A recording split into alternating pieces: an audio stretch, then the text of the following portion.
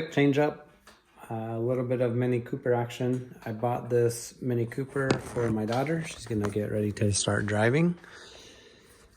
Has 90,000 miles on it, doesn't run, has low compression, and my uneducated guess right now is that it's the valve train, but my dad has put a lot of work into it with changing some sensors, and that didn't cure the behavior. So we're gonna remove the engine and try to diagnose it. First things that I see, when I went and bought this car, it was blue in the ad. It still is blue, however it is, I don't know if you can see this, but it's like rattle can blue. That didn't show up well in the pictures when I showed up. Those are also rattle canned black. So I appreciate the guy who sold this to me and kind of lied. They did an okay job. It used to be a silver car, as you can see. It's not blue. And there's overspray everywhere. Second thing, this side was attached mostly with zip ties. And I found out the reason why is because one of these things is not like the other. This one is crinkled, and it was pushed in about 1.5 inches, 2 inches. So I'm gonna go through this and see how miserable this is to get apart. I'm kind of excited to get it running though. These are awesome cars, and I think it fits my daughter's personality. All right, made some good progress so far. Got the front off. It's only connected by the air conditioner at this point. So now I need to jack it up and take the axles out. I have been following Eric the Car Guy's guide on this. I do not hold him liable for anything that I'm going to damage, but his guide has been really awesome. So now I think I am to take these plugs out, fold the engine harness in, and I'm just kind of learning how to do that.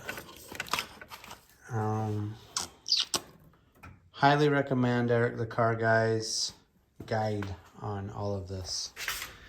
The engine is free, whatever that means. Oh, I forgot to take the heaters off. Where does that go? That goes on the alternator. It looks like everything is hooked over here. Can't even tell apart at this point. Looks like this is hooked on somehow. What is that? It comes up into this harness. I got 3 really dirty connections. Man, why is there so much oil? Why shouldn't you have these connections worked? I'm really glad I don't have my microphone on right now, because it'd just be me breathing a whole bunch. Because I'm kind of hot, and me swearing a lot. Ooh, don't break it. I'm not sure what the purpose of these, how these work. I don't want to break them. They look very important. Oh my gosh. What is that?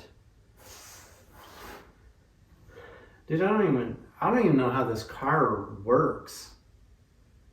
There's so much oil in all of the connections. Like, how is it supposed to do anything? And when I was like, don't break it, and then I broke it. Yeah, well, we do that a lot. seems to be my go-to. Man, these are just drenched in oil. There's no way these worked. There's simply no way. So we have one more connection. Only 4,000 swear words. She's out, boys. Wow. Just dancing around. Dancing.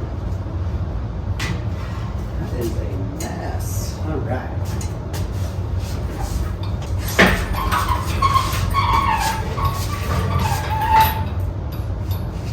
Woo-wee.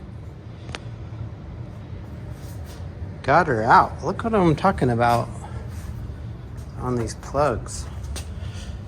So this is the transmission sensor. One of these looks like a, look how much oil is in them.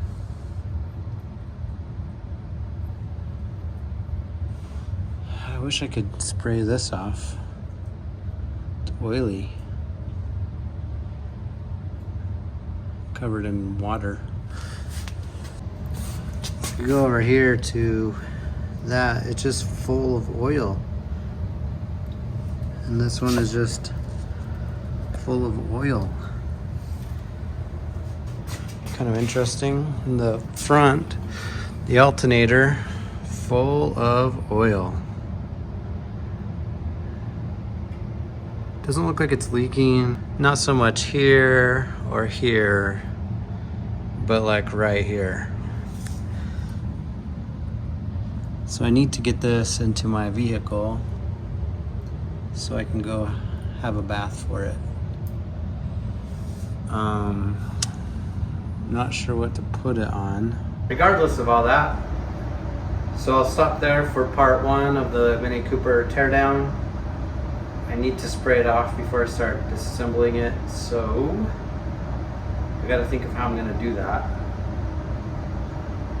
And we'll pick it up next time. I'll take the valve cover off and the timing chain out just to see what kind of shape we're in. Hopefully it will be a little bit cleaner next time.